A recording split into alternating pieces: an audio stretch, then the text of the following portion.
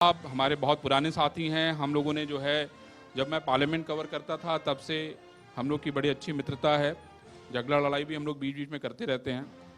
The power साहब यहाँ के बड़े उद्योगपति हैं। बिना उद्योग के देश कैसे आगे बढ़ेगा, इन लोगों ने शानदार काम किया है। ईशान सचदेवा जी भी यहाँ के इंडस्ट्रियलिस्ट हैं, बहुत सारे हजारों लोगों को काम दिया हुआ है। हमारी बड़ी बहन यहाँ पे जो है ब्रज क्षेत्र की महिला मोर्चा की अध्यक्ष हैं। उसके अलावा बहुत सारे हमारे साथी दूर दूर से आए हुए हैं। इन सभी लोगों का इस कार्यक्रम में बहुत ही शानदार योगदान है। हमारे जो प्रायोजक हैं उनका भी बहुत शानदार योगदान है। उसके अलावा संजय जो हमारे आगरा के रिपोर्टर हैं, उन्होंने शानदार काम किया है। एक बार सभी लोगों के लिए एक बार जोरदार ताली होनी चाहिए भाई, क्योंकि आगरा में लाने के लिए इन सभी लोगों का अगर योगदान नहीं होता तो शायद आज हम लोग इस मंच पे नहीं बैठे होते। पूरन जी, हम आप ही से शुरुआत करते हैं, फिर सांसद जी तो चूंकि हमेशा मैं जवाब इनसे लेता रहता हूं। रोज हमारे कुंदन जी आए हुए हैं, रोज इनको बिठा देते हैं लाइव पे, रोज ऐसे ऐसे सवाल हो जाते हैं कि सांसद जी सोचते हैं कहाँ साला फंस जाता हूं मैं, ये बड़ी सारी दिक्कत हो जाती है। तो आपसे शुरू करते हैं, जरा आप अपने बारे में बताइए, फिर हम लोग आगे बढ़ते हैं। क्योंकि देखिए समाज सेवा तो चल रही है, आगे क्या करना है। ये आप माइक लीजिए, माइक देना। हाँ, मैंने शुरुआत जो है जी,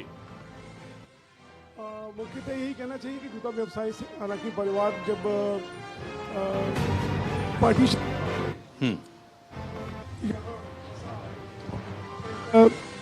इधर घुमा लिया। इंडिया न्यूज आगे करें, वैसे सारे चैनल सब अपने ही हैं। हाँ जी, प्लीज। के आगरा में बसा जी। एक मलपुरा में एक कैंप था, इसका रिफ्यूजी कैंप, उसमें आकर के बसा। उसके बाद में बन रहा और बहुत छोटे छोटे कामों से, दूध बेचने से लेकर के, दर्जी से लेकर, कोयले से लेकर के, और इवन ये सब करना पड़ा। लेकिन परिवार ने कभी भी शिक्षा से समझौता नहीं किया। मेरे बच्चे किस तरह से आगे बढ़े उसमें कभी भी कोई इस 7 साल छात्र रहा। उससे हमें अर्थशास्त्र, ये जूता व्यवसाय मुझे एक अजीब संयोग था। परिवार में कोई जूता व्यवसाय में नहीं था। विद्यार्थी परिषद के माध्यम से जो एक शुरुआत हमने की थी, उसमें एक हमारे आगरा में एक हुआ करते थे राजकुमार सामा, उनके परिवार के साथ में हम लगातार परिषद के माध्यम से जुड़े हुए थे। वो जूता व्यवसाय में थे और एक जूते के लिए एक प्रेरणा मिली। हालांकि पहले परिवार का यही था कि किसी बैंक की सर्विस में जाएं। मैंने बैंक के प्रोबेशनरी ऑफिसर, स्टेट बैंक के प्रोबेशनरी ऑफिसर का क्वालिफाई किया, लेकिन इंटरव्यू में नहीं हो पाया। लेकिन कहीं ना कहीं एक मोड़ आता है। जूता व्यवसाय रिटेल से शुरुआत की और रिटेल से शुरुआत करके अब यह है धीरे धीरे मैन्युफैक्चरिंग में एक्टिव ब्रांड और टॉप ब्रांड के नाम उससे शुरुआत की। वो समय था 1990 का दौर, जहां अपने आप को रशिया से हट करके, एक यूएसएसआर से हट करके अपने आप को एस्टेब्लिश करना था एक वेस्टर्न मार्केट में। वो सही समय पर निर्यात में कदम रखा और वो सफलता आज मिली। आज लगभग 40 से ऊपर देशों में हम निर्यात करते हैं और आगरा एक निर्यात के रूप में स्थापित हुआ है। कई कलेक्टिव मेजर्स भी हम लोगों ने लिए। Agra footwear manufacturing exporters chamber की स्थापना की। उसके माध्यम से हमने समझा कि जब तक 1-2 इंडस्ट्रीज काम कर रही हों, डाबर काम जी, नहीं बनती जब तक कि और इस इंडस्ट्री में 10-20 ना हो। हम लोगों ने जो होते हैं, जर्मनी का फेयर है या गार्डा का इटली का फेयर है, उसमें एक आगरा की एक अपनी छाप बनाई। बहुत बढ़िया। जिसमें एक अकलौता ऐसा शहर है जो मात्र एक शहर से 60 से अधिक लोग वहाँ पर पार्टिसिपेट करते हैं। एक ऐसा आगरा एक शहर बना और आगरा को एक पहचान मिली कि एक अंतर्राष्ट्रीय मार्केट में। और एक अगला कदम जो हम लेने जा रहे हैं कोरोना काल के बाद में, एक बहुत महत्वपूर्ण कदम लेने जा रहे हैं, आगरा को विश्व की फुटवियर राजधानी बनाना। बहुत बढ़िया। ये एक बहुत बड़ा चैलेंज हम लोगों ने लिया है। इसके ऊपर एक कार्यक्रम, एक बार जोरदार ताली बनती है, क्योंकि आगरा अगर पूरी दुनिया की राजधानी हो जाएगी फुटवियर की, तो आप समझ सकते हैं कि हजारों लोगों को रोजगार मिलेगा। और मैं समझता हूं कि कोरोना के बाद जो जिंदगी रुक सी गई है वो आगे बढ़ेगी। मैं समझता हूं कि बहुत ही शानदार काम कर रहे हैं। टावर साहब आप हम कंप्लीट करिए। जी। सो फुटवियर आगरा का जो है मुगल काल से एक ट्रेडिशनल है, वर्क है, और एक ट्रेडिशनल वर्क फोर्स हमको विरासत में मिली हुई है। बहुत बढ़िया। हालांकि रॉ मटेरियल की मार्केट हमारी हिंकी मंडी के रूप में उसमें डेवलप हुई है। एक झटका जो आगरा को लगा है जी। वो टेनरी उद्योग यहाँ से TTZ की वजह से चला गया है। मेरा ये मानना है कि रॉ मटेरियल नज़दीक होना चाहिए, पास में। पोल्यूशन नहीं करती जब तक कि वो पोल्यूशन को, उसको पोल्यूशन की श्रेणी में तब तक नहीं रखा जा सकता जब तक कि वो पोल्यूशन कर ना रही हो। ZLD जीरो लिक्विड डिस्चार्ज की टेक्निक आ चुकी है।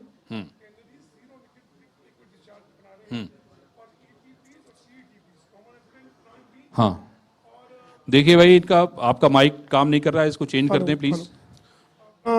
ETPs भी हाँ। यहाँ जो टेनरी लगाती है। जी। मेरा ये कहना है कि किसी भी तरह के उद्योग को किसी भी क्षेत्र में, चाहे वो इको सेंसिटिव जोन हो, उसको रेस्ट्रिक्ट नहीं किया जाना चाहिए।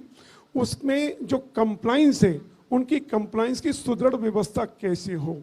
हर फैक्ट्री में हम चाहते हैं कि पोल्यूशन मीटर लगे, बहुत बढ़िया, उसमें डिस्चार्ज, लिक्विड डिस्चार्ज मीटर लगे।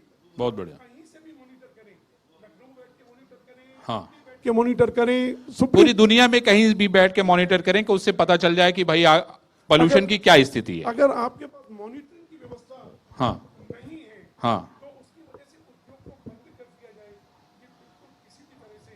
हाँ, सांसद जी अब आप माइक उठाइए। उत्तर प्रदेश सरकार ने हाँ ने बड़ी छलांग लगाई है इस हाँ अभियान में। जी। देश में एक सेकंड जो है दूसरी स्थान दिया है, उसको धरातल पर लाना होगा। मुझे लगता है कि आगरा कहीं ना कहीं सारी योजनाओं से वंचित है, TTZ के नाम पर वंचित है। जहां ताजमहल हमारे लिए एक बहुत बड़ी उपलब्धि है, पूरे विश्व में पहचान की है, जी। वहीं कहीं ना कहीं एक हमारे गलत प्रबंधन की वजह से या गलत सोच की वजह से कहीं ना कहीं उद्योगों के लिए अभिशाप बनता हुआ नजर आता है। बहुत बढ़िया। प्लीज सांसद जी, आप तो यहाँ के सांसद हैं, जनता के लिए जवाबदेह हैं। ये जो डावर साहब ने जो एक बात कही है, क्योंकि अगर विश्व में सबसे बड़ी इंडस्ट्री अगर आपको आगरा को बनाना है तो बहुत सारी चीज़ें तो करनी पड़ेंगी भाई। इनको माल बहुत नज़दीक से आपको उपलब्ध कराना पड़ेगा। पॉल्यूशन के नाम पे बहुत सारे जो चीज़ें की जाती हैं, वो सवाल जवाब से आपको इनको निजात दिलाना पड़ेगा। नहीं तो जो सपना आप देख रहे हैं, मैं समझता हूँ वो सपना पूरा नहीं होगा।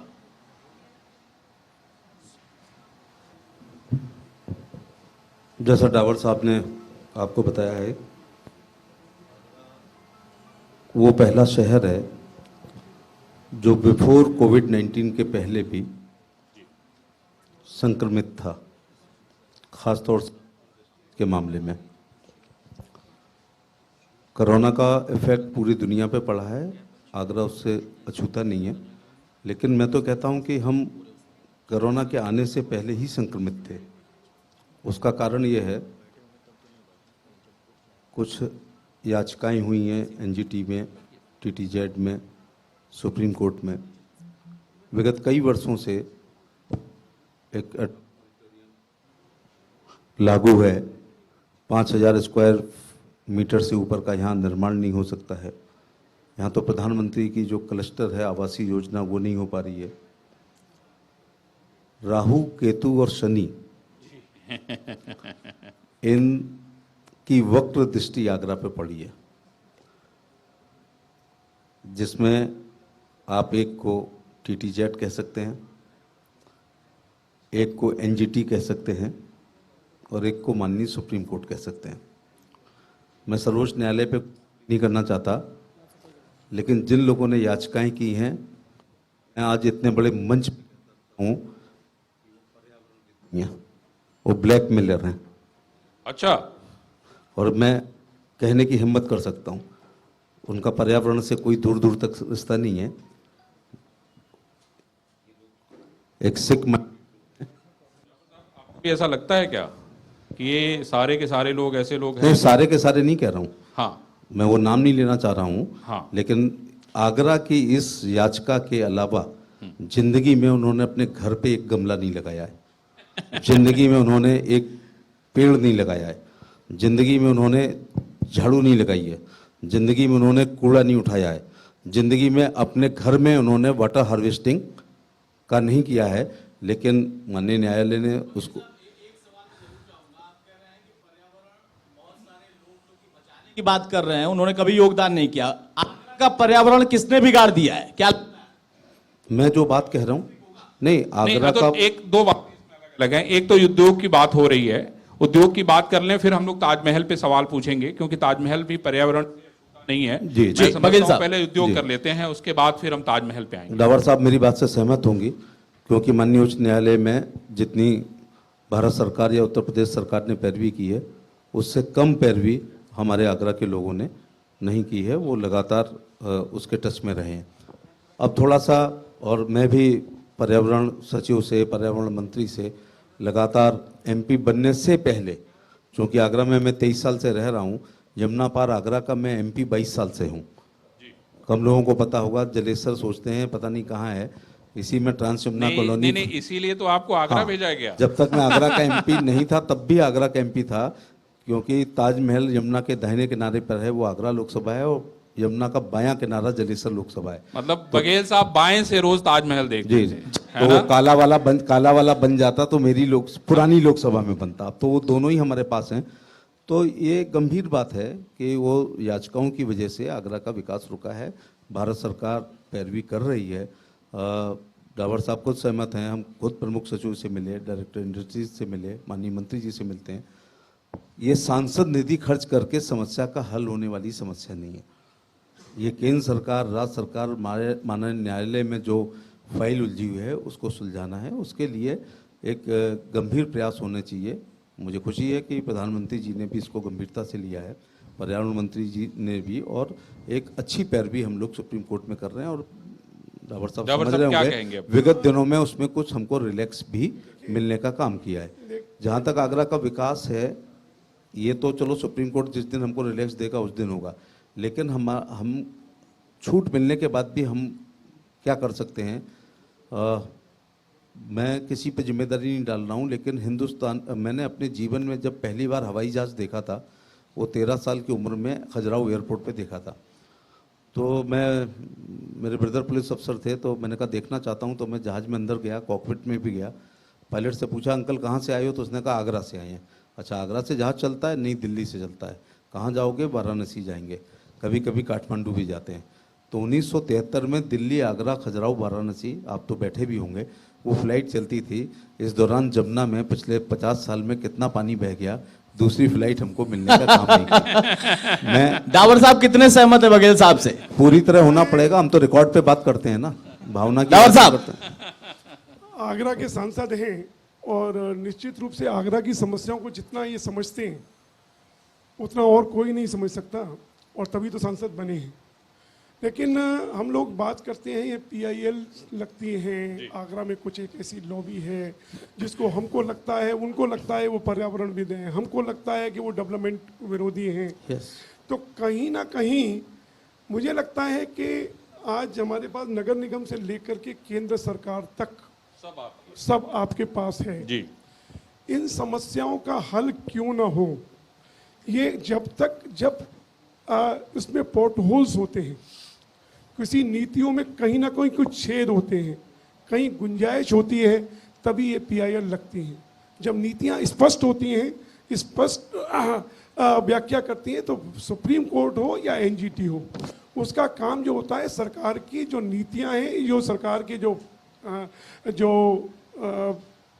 नियम या जो है उनको लागू कराने का काम होता है, उनको रोकने का काम नहीं होता। रुकती तब है जब हमारी नीतियां स्पष्ट नहीं होती।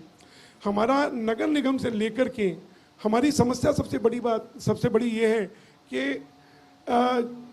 नगर निगम अपनी व्यवस्था नहीं करता। आगरा में आगरा डेवलपमेंट अथॉरिटी, आगरा नगर निगम, जल निगम, जल संस्थान, DVNL, कम्युनिकेशन, टोरेंट, ये इतना PWD, CPWD, NHAI, इतनी संस्थाएं हैं। एक रोड तोड़ती है, एक बनाती है, एक तोड़ती है, एक बनाती है, और पूरे साल यही करती रहती है। और धूल PM10 और PM2.5 ये लगातार बढ़ते रहते हैं। और जब DM साहब हमारे चले गए, जब सुप्रीम कोर्ट में जब ये सवाल आता है तो सारा का सारा ठीकरा उद्योग पर मर देता है। उद्योग को एक विलन के रूप में बना देते हैं।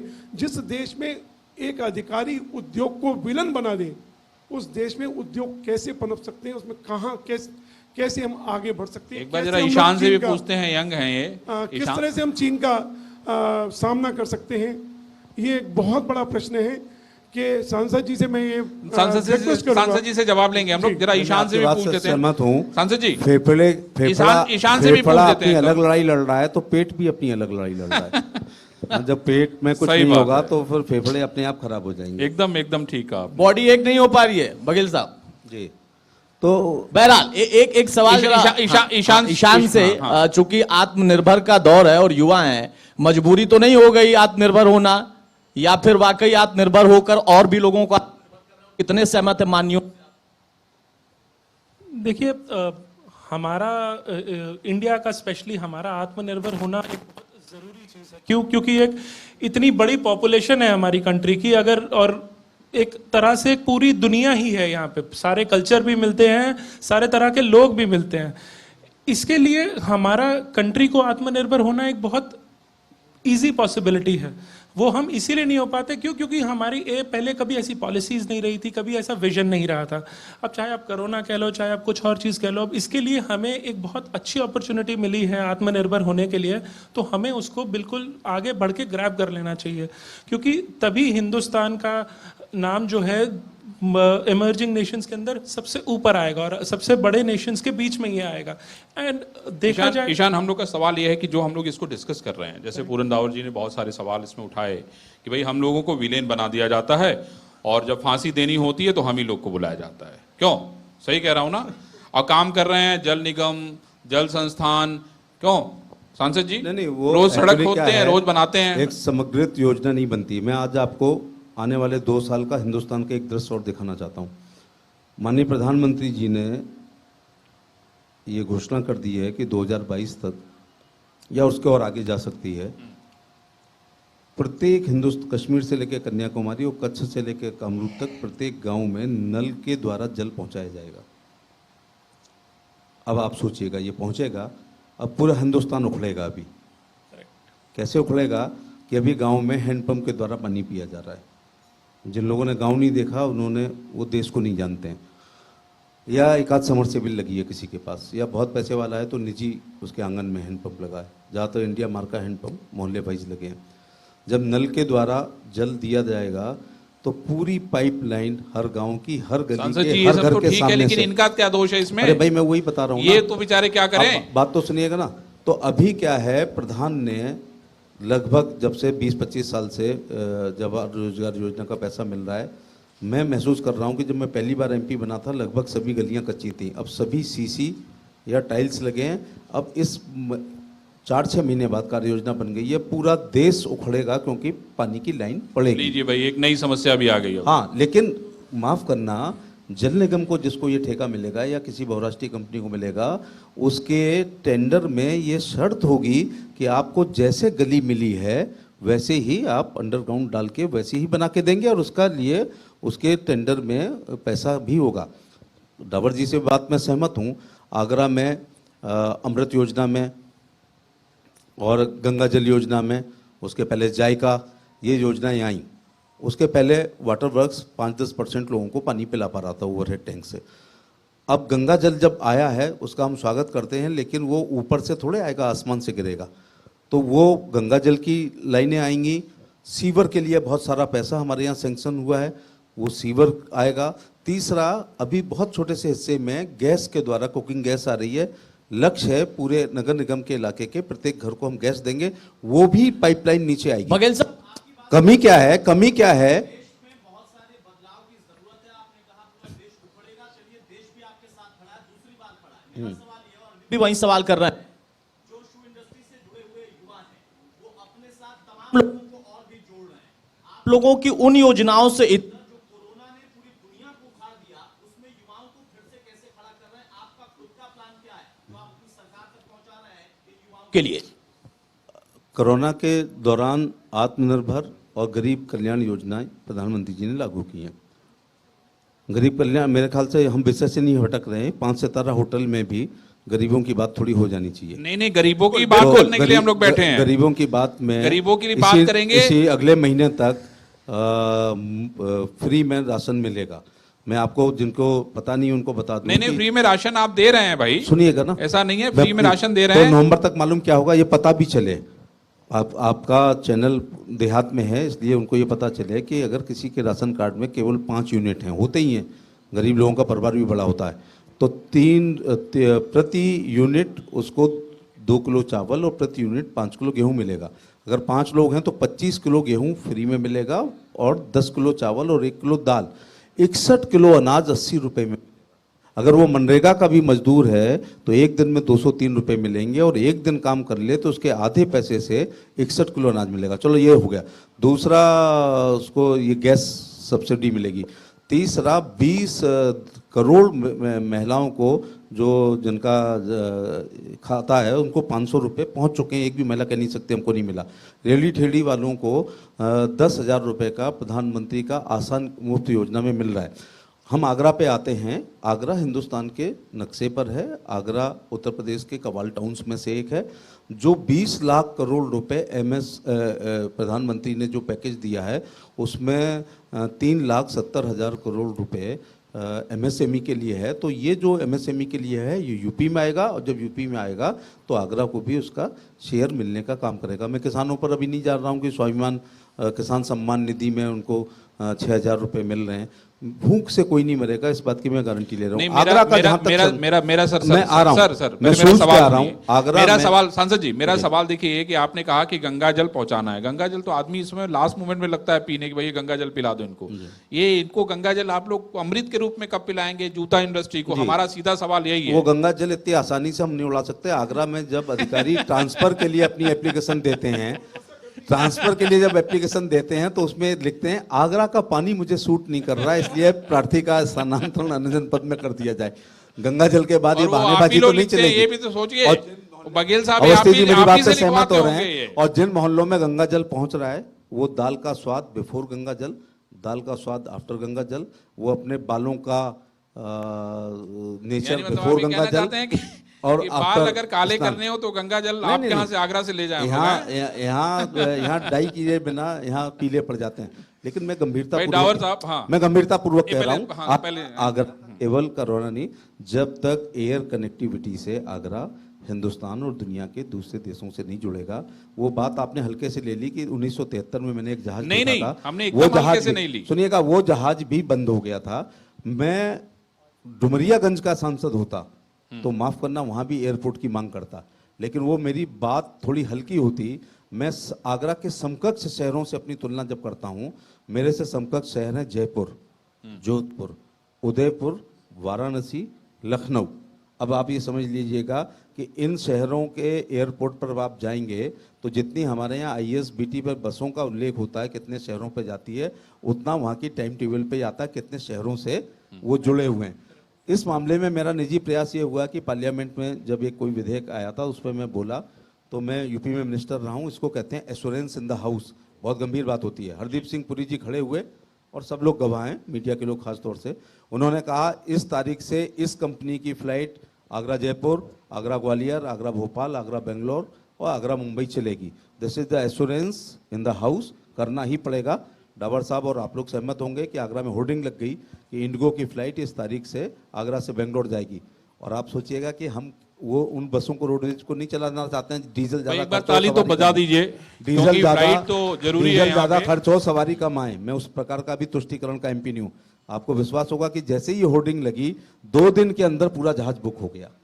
2 दिन के, क्योंकि हमारे 10,000 से ऊपर बच्चे बेंगलोर में पढ़ते हैं, अथवा IT सेक्टर में काम करते हैं, अथवा बिजनेस करते हैं। और दुर्भाग्य हमारा देखिएगा कि आगरा बेंगलोर की फ्लाइट पकड़ने के लिए ग्वालियर के एयरपोर्ट पर जाता है। उसके पीछे यहाँ कारण एक एयरफोर्स का एयरपोर्ट है, वो डिफेंस और सिविल का चक्कर है। मुख्यमंत्री जी का आभार प्रकट करना चाहूँगा। हम जैसे ही मंत्री बने, पहली कैबिनेट में हमने ये बात रखी तो 70 करोड़ रुपए उन्होंने उसी दिन स्वीकृत कर दिया था। जमीन एक्वायर करना सबसे कठिन काम इस समय हिंदुस्तान में है, उसके लिए बहुत परेशान। दूसरा, जब तक हमारा पर्यटक आगरा में नहीं रुकेगा तब तक हमारी इकोनॉमी आगे नहीं बढ़ेगी। बिल्कुल सर, ये उसी को दिल्ली के लेकर लोग एक सवाल मेरा भी है, चूंकि आपने कहा कि गरीबों को राशन पहुंचाया, खाना सबसे ज्यादा महत्वपूर्ण होता है जीने के लिए, हम सभी को पता है, लेकिन सबसे ज्यादा महत्वपूर्ण सांस भी होती है। पहले कहा जाता था कि फिजाओं में मोहब्बत नशा आ गया, देखो शहर आगरा आ गया, लेकिन अब चूंकि 5.0 अनलॉक है, प्रदूषण की स्थिति पहले क्या थी हमें किसी से छुपी नहीं है, कोरोना के बाद स्थिति थोड़ी नॉर्मल जरूर हुई है, लेकिन अनलॉक में अब इस बिगड़ती स्थिति को कैसे संभालेंगे, क्योंकि पूरी तरीके से पर्यटन भी ऑफ ट्रैक हो गया। और अभी भी आपने चूंकि जिक्र किया पर्यटन का, इसीलिए सवाल मेरे जहन में आया कि पर्यटकों को कैसे रोकेंगे। सीवरेज की ऐसी समस्या जो सबसे ज्यादा महत्वपूर्ण है, प्रदूषण आने वाले दिनों में बढ़ सकता है क्योंकि एक बार फिर से प्रदेश अनलॉक हो रहा है। मैं इस सरकारी ये आंकड़ा है जो है प्रदूषण विभाग का, उसको झुठला नहीं सकता हूँ। ये विज्ञान का युग है, आप अपने मोबाइल पे देख सकते हैं कि प्रदूषण का आज क्या रेशियो है और आगरा का क्या स्थान है, इसमें कोई दो राय नहीं। उसके कारण है जो इंडस्ट्रीज को माथे पे ठीकरा फोड़ा है वो नहीं, जितना इंडस्ट्रीज से पॉल्यूशन नहीं होता उतना आगरा शहर से गुजरने वाले, हम एक एक्सप्रेस हाईवे पर इधर हैं, एक हम मथुरा वाले पर हैं, एक ये भी आगरा बम्बई रोड पर हम हैं। ये ट्रकों के द्वारा जब तक हमारा ये बाईपास पूरा आगरा को, जब तक हम एक नेकलेस नहीं बनाएंगे, आगरा गला होगा और उसके चारों तरफ जैसे महिलाएं नेकलेस पहनती हैं ऐसे पूरा रिंग रोड नहीं होगा, और बाहर जाने वाले ट्रक जब तक बाहर नहीं जाएंगे तब तक ये पॉल्यूशन। दूसरा, अभी गलत तरीके से यहाँ पर स्मार्ट सिटी में काम हो रहा है, और ये मैं कहने की हिम्मत कर रहा हूँ कि स्मार्ट सिटी का जो भी कंस्ट्रक्शन हो रहा है, जब दक्षिण में हम जाते हैं आदमी अपना निजी मकान बनाता है। शुरू में के दिनों में मैं 22 साल पहले जब केरल गया तो मुझे ये लगा कि नज़र ना लग जाए मकान को, इसलिए टांग रखा है पूरा इन्होंने, वो इसलिए टांग रखा है नज़र नहीं कि पोल्यूशन बाहर ना जाए, धूल बाहर ना जाए। हमारे यहाँ आज तक कोई कंस्ट्रक्शन सरकारी हो, गैर सरकारी हो, अर्ध सरकारी हो, निजी हो, आज तक हमारे यहाँ वो नहीं टांगा जाता। अब स्मार्ट सिटी जैसा शहर जिसमें काम हो रहा है फतेहाबाद रोड पर, सर इस समय अगर आप जेपी की तरफ जाएं या रमाडा जाएं या उधर से एक्सप्रेस हाईवे पे जाएं, उसी इलाके में काम हो रहा है, सबसे ज़्यादा पोल्यूशन वहाँ पर हो रहा है। तो अब निरंकुश हो रहे हैं लोग। नहीं, तो अब सवाल है कि आप सांसद हैं तो आपकी उतनी जिम्मेदारी होती है, डावर साहब की भी है, ईशान की भी जिम्मेदारी है। आपके लिए ब्रेकिंग न्यूज बन जाएगी। नहीं तो भाई हम तो चाहते हैं ना आप ब्रेकिंग न्यूज बनाइए, हम डंडा आपको हाथ में देते हैं, लाओ भाई डंडा दो, बघेल साहब को लेके निकले यहाँ से। जब तक आगरा का पर्यटक आगरा में, देखिए दुनिया का कोई पर्यटक अगर पर्यटन की दृष्टिकोण से भारत में आता है तो ताजमहल को मद्देनजर रख के आता है। यहाँ आता है तो जयपुर, जोधपुर, उदयपुर, खजुराहो ही चला जाता है, लेकिन एक भी ऐसा पर्यटक नहीं है जो हिंदुस्तान में आए और ताजमहल ना देखे। उसको वो यहाँ रुकेगा तो खाना खाएगा, शॉपिंग करेगा, ऑटो में चलेगा, पान बीड़ी सिगरेट खरीदेगा, खाना खाएगा, उनमें जाएगा जो हमारे रेस्टोरेंट में जाएगा, और ये जहाँ पर शॉपिंग होती है वो वहाँ पर जाएगा। लेकिन दिल्ली लॉबी आगरा के बारे में 20 साल पहले बदनामी होती थी, आगरा का पानी बहुत खराब है। अरे लेखपाल तक तो गांव का हैंडपंप का पानी नहीं पीता है, अगर वो गांव में जाता है पुलिस का सिपाही गश्त में तो उसके लिए ड्रिंकिंग वाटर लाया जाता है, एक घूंट पानी नहीं पी सकता सबसे छोटा सरकारी कर्मचारी। तो क्या ये अंग्रेज यहाँ पर खेचू का पानी पियेंगे? तब 20 साल पहले हमारी ये बदनामी की गई। आज क्या होता है कि वो दिल्ली में रहते हैं, ब्रेकफास्ट करके भेजते हैं और लंच उनको पैक कर देते हैं और रात का डिनर वो वहाँ पर करते हैं। एक बड़ी लॉबी है, मैं कहने की भी हिम्मत कर पा रहा हूँ कि वो लोग ऐसा कर रहे हैं। लेकिन हमने गतिमान चलाई, रात नाइट स्टे यहाँ पर कम हो गया। हमने शताब्दी सोच के चलाई कि पर्यटक को सुविधा मिलेगा, आगरा का नुकसान हो गया। हमने राजधानी, चेन्नई राजधानी, तमिलनाडु एक्सप्रेस और बेंगलोर राजधानी मैंने रुकवाई, उनके लिए और वापस जाने का साधन हो गया। अखिलेश यादव ने, बहन जी ने वो एक्सप्रेस हाईवे बनाया तो वो आना और जाना उनका कम हो गया। ये हमने, ताज एक्सप्रेस चली तो हम सोचा बहुत पर्यटक आएंगे, तो ताज से, शताब्दी से राजधानियाँ होते हुए गतिमान चली। आगरा का नुकसान ये हुआ है, पर्यटक को आना है और उसने मन बना लिया है तो जुगाड़ में भी बैठ के आगरा आएगा। लेकिन ये एक्सप्रेस हाईवेज बनने से और इन चीज़ों से उसका स्टे रुक गया है। तो अब मैं तो एक मांग करता हूँ और करा के ही मांगूंगा कि जब हिंदुस्तान का हर एयरपोर्ट 24 घंटे CISF उसकी सिक्योरिटी करती है तो आगरा का ताजमहल रात 11 बजे तक क्यों ना खोला जाए? CISF को सिक्योरिटी करनी है, this is the head of CISF। तो अब तो आप लोगों ने एक फोर्स बनाई दी ना भाई, इंडस्ट्रियल फोर्स एक बना दी है आपकी सरकार ने। संगमरमर का जो मकबरा है उसकी बहुत वैल्यू है, लेकिन ह्यूमन लाइफ से ज्यादा थोड़े है। एयरपोर्ट पे तो हाईजैक हो जाएगा तो फिर कंधार ले जाना पड़ेगा।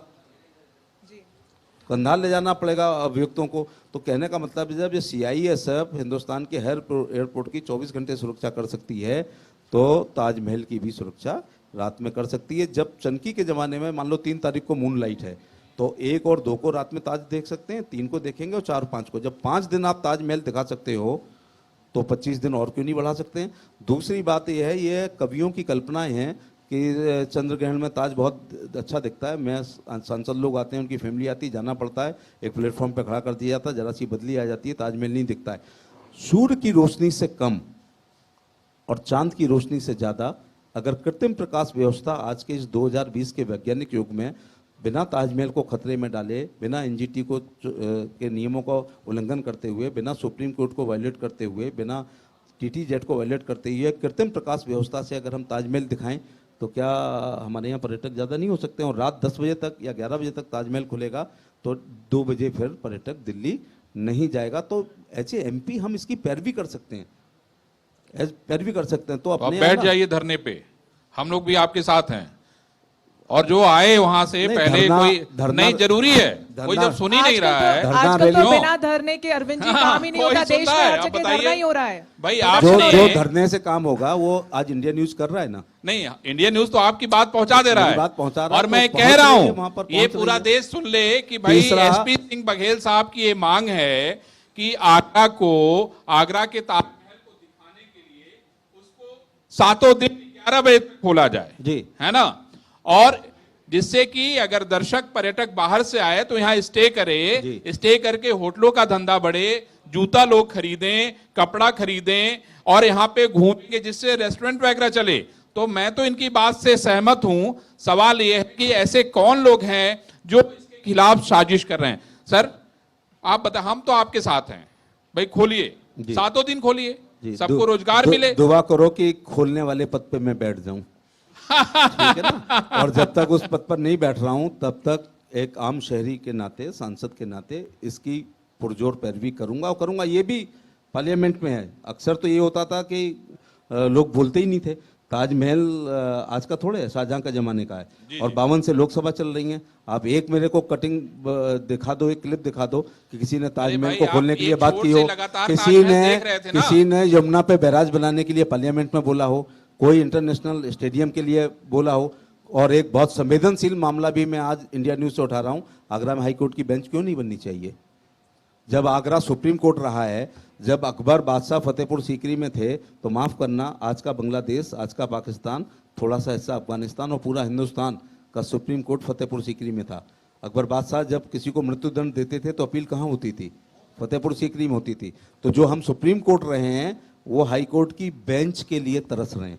और अगर हम देखें कि मध्य प्रदेश की आबादी हमसे आधी है, आधी से भी कम है। वहाँ जबलपुर में हाई कोर्ट, और क्राइम भी हमसे आधा है। जबलपुर में हाई कोर्ट मुख्य है, इंदौर, भोपाल और ग्वालियर में खंडपीठ है।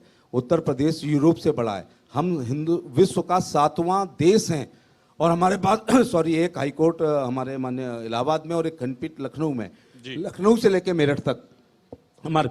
मैं ये भी कहना चाहूँगा कि अगर किसी को मेरठ में खोलनी है तो मेरठ में भी खुले, लेकिन आगरा जरूर खुलनी चाहिए। और मैं क्या मांग कर रहा हूँ, जब कोई धरना, रैली, प्रदर्शन और आंदोलन होता है तो सरकारें एक आयोग बैठा करके उबलते हुए दूध में छींटा डालने का काम कर तक में जब मैं पुलिस में नौकरी मेरठ में कर रहा था, मेरठ की बार 6 महीने तक इस बात पे बंद रही थी कि खंडपीठ होनी चाहिए। आगरा ने भी कहा, बरेली ने भी कहा, यहाँ के वकील भी संघर्ष रहे, तो एक जसवंत सिंह आयोग बैठा। जसवंत सिंह आयोग ने वर्षों काम किया, रिपोर्ट दी, लाखों रुपए उस पर खर्च हुआ, उनको स्टाफ दिया गया, उनको बंगला दिया गया, उनको गाड़ी दी गई, उनको कंप्यूटर दिया गया, उनको स्टेनो दिया गया। इसके बाद जो उन्होंने रिपोर्ट दी है वो रिपोर्ट लागू कर दी जाए। चाहे जसवंत सिंह आयोग मेरठ के लिए कह रहे हो तो मेरठ लग जाए। आपने इस बात को कहा कि भाई जसवंत सिंह की जो रिपोर्ट है, अरे भाई इससे ज्यादा और क्या कह रहा हूँ, ये मैं किसी मोहल्ले में थोड़े बात कर रहा हूँ। नहीं, मैं इंडिया न्यूज पर बात कर रहा हूँ, बात कर रहा हूँ मैं। संसद में भी, राज्यसभा में बोला था और मुझे तत्कालीन उस समय के नेता ने कहा कि आपने मेरे को संकट में डाल दिया। मैंने कहा जी बरेली के MP से कहो सर, अभी तो आप ही लोग सब जगह हावी हैं, आप लोग प्रचंड बहुमत में, आप लोग राज्यसभा। अरविंद मैं चाहूंगा जल्दी से डावर साहब से, ईशान से भी, उसके बाद कुछ मेहमान है वो भी सवाल लेना चाह रहे हैं। अरविंद पहले डावर साहब से। मैं देखिए डावर साहब, मैं तो देखिए आपकी पृष्ठभूमि देख के मुझे तो यही लगता है कि आपको भी कहीं से हाथ आजमाना चाहिए, क्योंकि भाई अब संघर्ष अगर बढ़ाना है, जूते की इंडस्ट्री को लाना है, भाई सांसद जी यहाँ आ गए, आप उधर चले जाइए, क्या फर्क पड़ता है? विडंबना यही है सांसद जी, आप विपक्ष के सांसद नहीं हैं। हाँ आप सांसद हैं उसके जिसका नगर निगम से लेकर के केंद्र सरकार तक आपकी है। हाँ। उसके बावजूद अगर हम ये कहते रहे कि मैंने ये प्रश्न उठाया, ये लागू नहीं होती, ये लागू नहीं तो क्या होता, फावड़ा लेके तो करूं फिर- क्या डावर तो साहब? सर, सरकार जूता थोड़े बनाना जानता हूं, जो बनाना शुरू कर दूंगा। अगर आपका मजदूर ठीक से नहीं बना रहा, आप तो जूता बना सकते हो। मैं तो पूरे आगरा में झाड़ू नहीं लगा सकता ना। कहीं ना कहीं मूर्त रूप में नहीं, आप तो जूते का बता सकते हो, मैं झाड़ू नहीं लगा सकता, लेकिन मैं फिर भी लेकिन वाजिब सवाल है बघेल साहब, आपकी सरकार है, वो किससे उम्मीद करें? मैं एक अंग हूं, मैं सरकार नहीं हूं। नहीं, अंग है तो सरकार में। और अगर आप अंग होकर भी नहीं कर पा रहे, पूरी निभा रहा हूं मैं। उम्मीद करें आपके अंग रहते ही हो जाएगा। मैं इकलौता डावर हिंदुस्तान साहब का, किससे उम्मीद करें? मैं इकलौता हिंदुस्तान का सांसद हूं, इकलौता इकलौता इकलौता। जब आप सब लोग अपने घरों में घुसे हुए थे, जब प्रधानमंत्री ने कहा था जो जहां है वहीं रहे, मेरे पास जिंदगी में अगर सबसे कम समय कभी रहा है वो लॉकडाउन के समय, जब अघोषित कर्फ्यू था।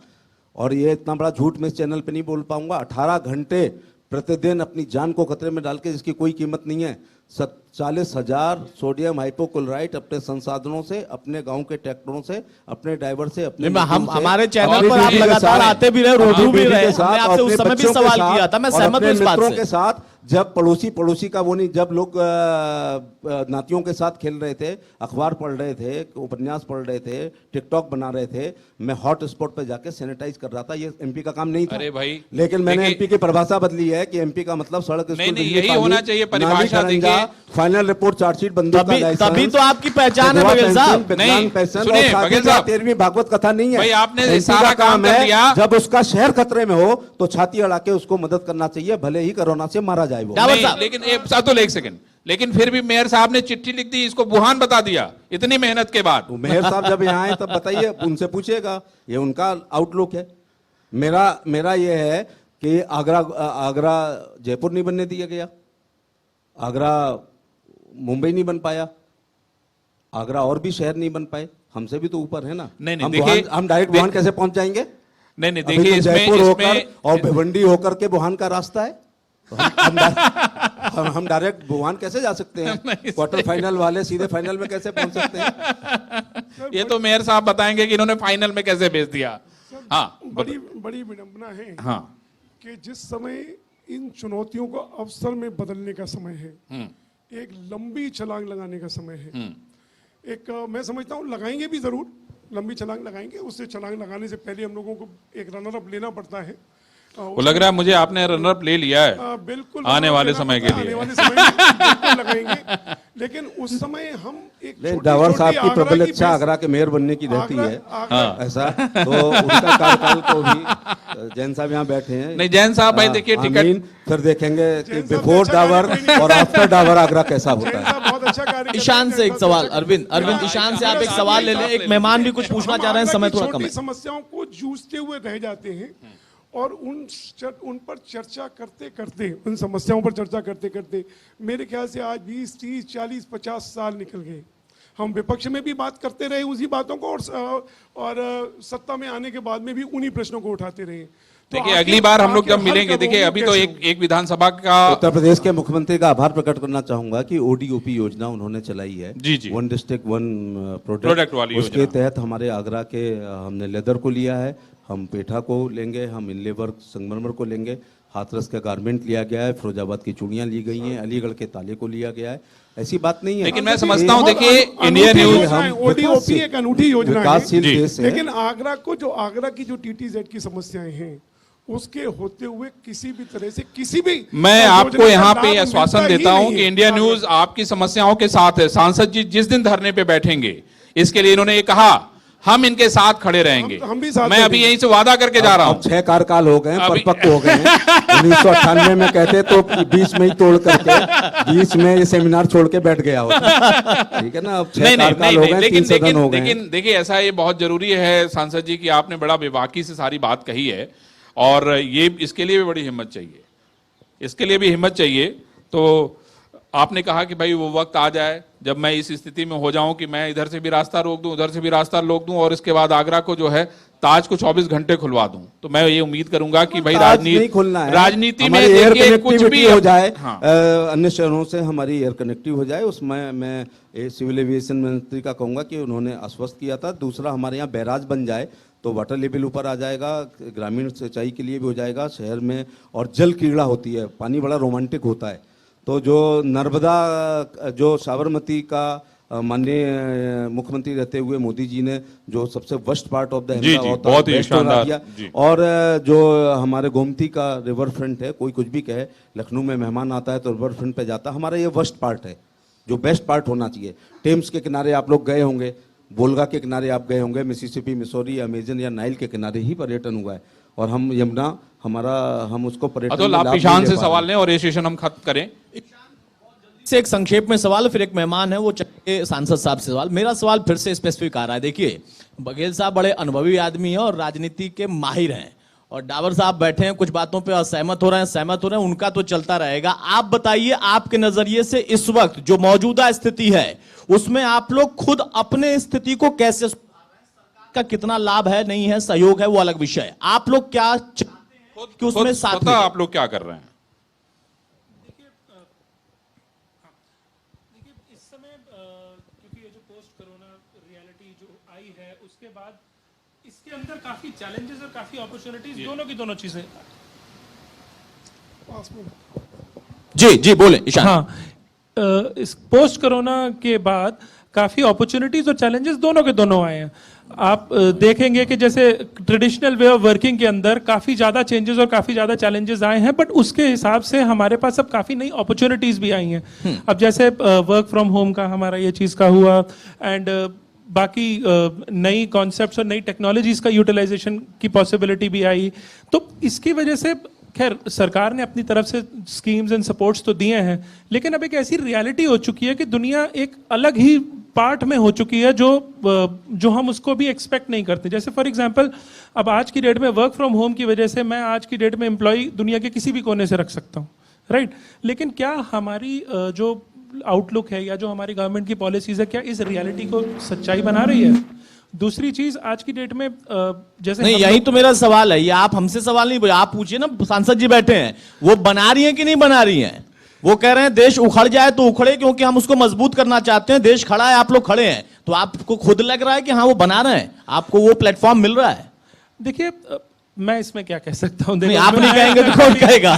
देखो, ईशान दरअसल व्यापारी व्यक्ति हैं, ये सोच रहे हैं मैं क्या कहूं, कब फिर हिसाब किताब होगा। सर देखो, व्यापार की बात नहीं है, बात यह है कि इस समय दुनिया, आप उसके एक्सपर्ट ही नहीं है, ठीक है, एग्री, आपकी बात से मैं एकदम डिसएग्री नहीं कर रहा हूं। मैंने तो ये सटायर कहा आपको कि भाई सरकार की योजनाओं का जहां तक सवाल है, जहां तक केंद्र सरकार ने जो बड़े बदलाव इस पिछले 5 साल में या 7 साल में किए हैं, वो मेरे ख्याल से पिछले 30, 40, 50 साल में नहीं हुए। बड़ी बात। जहां तक जीएसटी की बात है, एक सिंगल इनडायरेक्ट टैक्स होना, फेसलेस डायरेक्ट टैक्स होना, हमारा इनकम टैक्स फेसलेस हो गया, और जो बैंकिंग व्यवस्था को अगर देखें तो एक्सीडेड आवर एक्सपेक्टेशंस।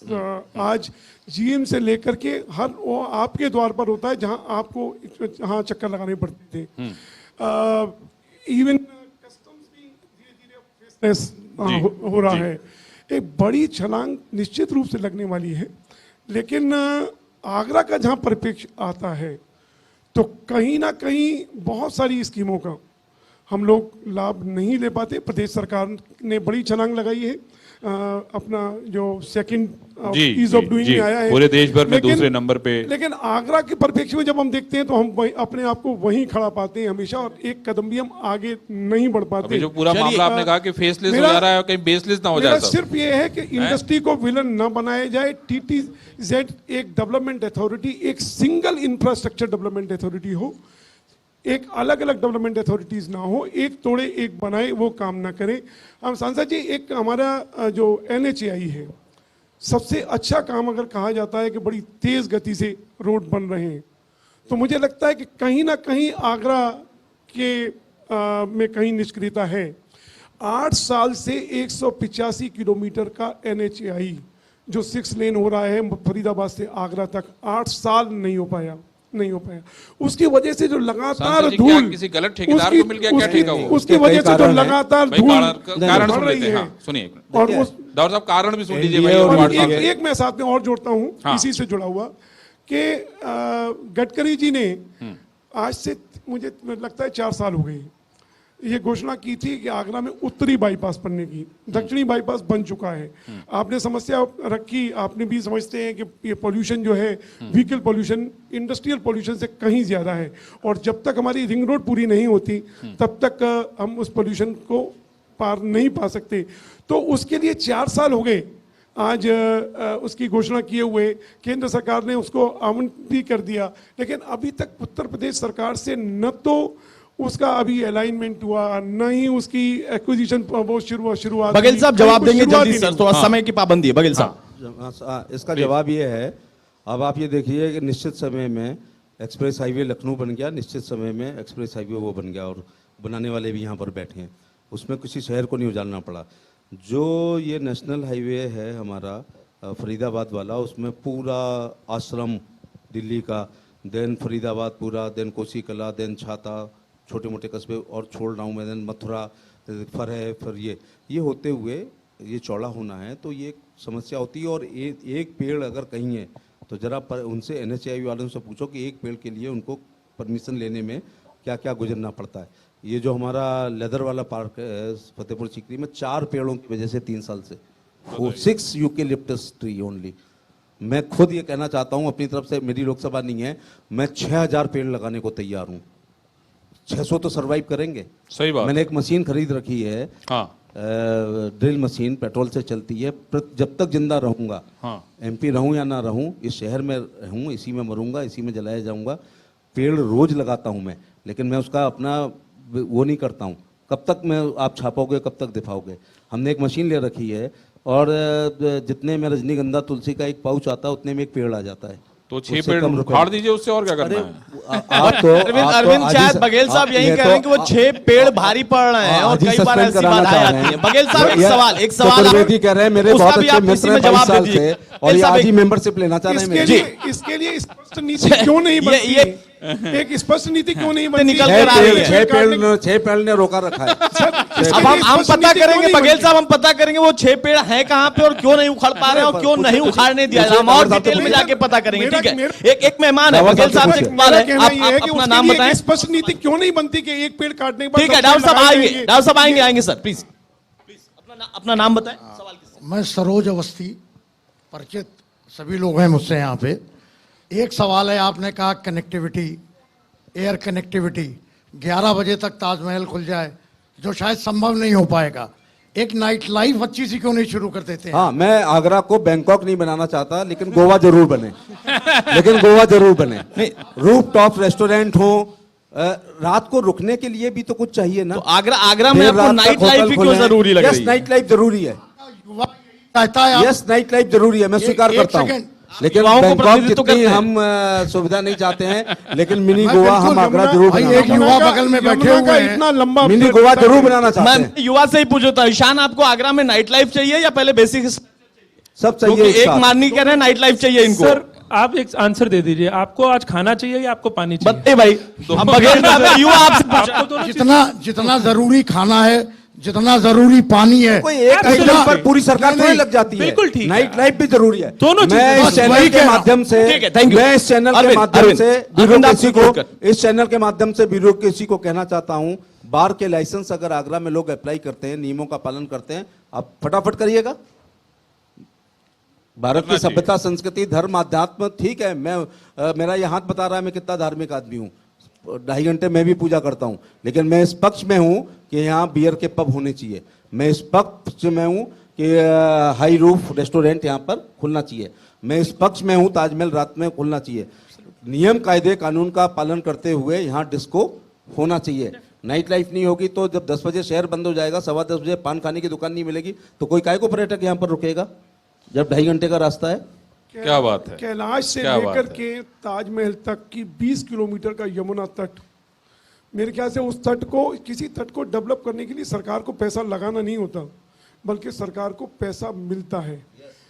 डेवलपमेंट की आप सोचिए, सरकार पैसा बना सकती है, उससे पैसा लगाने की जरूरत नहीं होती। चलिए राव साहब, हम लोग इस मंच के माध्यम से आपकी बात जो है देश और प्रदेश दोनों जगहों पे पहुंचाने की कोशिश कर ही रहे हैं। साबरमती का कैलाश तट से दिखाया लेके गया और था। ताजमहल के आगे तक बढ़ाना हाँ। तक, अगर जबरा जी में पानी हो तो जल क्रीड़ा हो सकती है, नौकायन हो सकता पानी है, तो अपने आप खड़ा धार्मिक होगा, अनुष्ठान व्यवस्था भी हो होगी तो सकते पानी तो रहेगा ही हैं, रहेगा। वाटर स्पोर्ट्स भी हो सकता है। और इसके लिए बैराज बनना सांसद निधि से होती तो अभी यहीं पर लिख के चला जाता इंडिया न्यूज को। बैराज की सीडीओ बात- आगरा बैराज की मेरी बात निधि करते से हुए बैराज हमको बना 40 दें। साल हो गए बैराज की भाई बात। पीईपी मॉडल पे रोज ही कुछ ना कुछ ये लोग कर रहे हैं। सरकार तो सारा काम पीईपी मॉडल पे कर रही है, क्यों सांसद जी?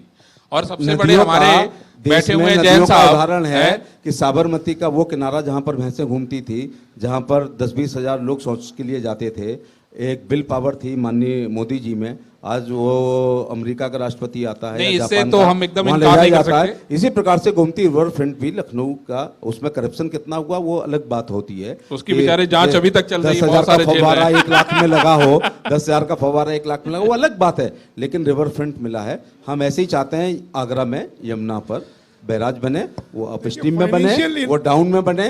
ये भूगर्भ वेत्ता बताएं, ये सिंचाई विभाग के एक्सपर्ट बताएं।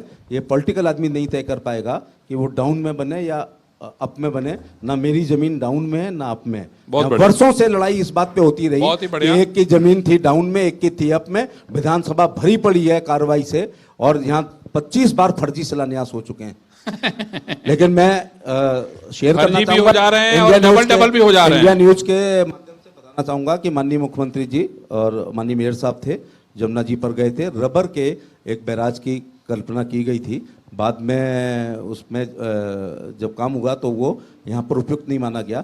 मैंने ये बात जब माननीय मुख्यमंत्री से शेयर की तो उनसे पहले उनके प्रमुख सचिव ने कहा कि हम दोबारा इस मामले में डीपीआर बना रहे हैं और बैराज के मामले में काम करेंगे। ऐसा मुझे मुख्यमंत्री जी की उपस्थिति में उनके सचिव ने ये बताया। चलिए, हम कि लोग भी काम इसको जारी है। आगे इस बात को बढ़ाएंगे कि भाई यहाँ बैराज कब बनेगा। तो ये सेशन जो है इसमें बहुत सारी बातें जो है बघेल साहब ने कही हैं, वादा किया है और हम यानी इंडिया न्यूज़ इनके साथ है। जहां भी बैठेंगे, जहां भी संघर्ष करेंगे, हम इनके साथ पीछे पीछे रहेंगे। डावर साहब, आपको अब छलांग लगानी है, आप समाज सेवा कर ही रहे हैं। उसके अलावा खाना बांटने से लेके रोजगार देने से लेके सारे काम आप कर रहे हैं, है ना? तो मैं समझता हूं कि पर्दे के आगे और पर्दे के पीछे बहुत सारी चीज़ें होती हैं। मैं समझता हूं कि आपका जो कारवां है वो आगे बढ़े। ईशान यंग हैं, एनर्जेटिक हैं। जैसा इन्होंने कहा कि इस कोरोना काल में हम दुनिया भर की सेवाएं हम लोगों को लेने के लिए जो है सुविधा मिली, बहुत बड़ी बात है। और आपने क्या बाहर के लोगों को भी हायर किया अपने प्रोडक्ट के लिए? हाँ, डेफिनेटली हमने काफ़ी जगह पे, मतलब दुनिया के काफ़ी कोने कोने पे लोगों को हायर किया। अब इसकी वजह से हमें पूरी दुनिया का टैलेंट यूटिलाइज करने बहुत के ही लिए हो बढ़िया, गया, बहुत जिसके बढ़िया। लिए डेफिनेटली जो हमारी विजन है आत्मनिर्भर की, वो कहीं ना कहीं काफ़ी स्पीड से आगे बढ़ेगी। बहुत बढ़िया। तो बहुत हम बढ़िया। जिस तरीके से इस टेक्नोलॉजी को यूज करके स्पीड अप कर सकते हैं, तो क्या हम कोई उस तरीके की टेक्नोलॉजी हम अपनी गवर्नमेंट के अंदर नहीं डाल के उसको स्पीड अप नहीं कर सकते? बहुत बढ़िया। अब ये तो बघेल साहब करेंगे भाई, ये तो इन्हीं की चुनौती है। तो हम लोग अगले सेशन की शुरुआत करते हैं। बिल्कुल, और ये बहुत बहुत ही बहुत शानदार शुक्रिया। रहा। सब लोग जोरदार एक बार ताली बजाइए। और यहाँ पे बघेल साहब ने इतनी सारी हेडलाइंस हम लोगों को दी हैं, मैं समझता हूँ कि आज दिन भर जो बिल्कुल है अरविंद इन्हीं की जी, गूंज रहेगी। बिल्कुल अरविंद बहुत जी। बहुत थैंक यू। तावर साहब आपको भी बहुत बहुत धन्यवाद। ईशान आपको भी बहुत बहुत धन्यवाद। Thank you, thank you, thank you. तमाम उम्मीदों के बीच कई और उम्मीदें इस बीच। अच्छा, आप सभी का दाऊद स्वागत साहब, है। मैं हम अरविंद आपको जी और मोमेंटो बघेल भी देना साहब से चाह रहे दरख्वास्त हैं। करना चाहूंगी कि प्लीज। मोमेंटो से सम्मानित करें ईशान सचदेवा जी को और पूरन डावर जी को।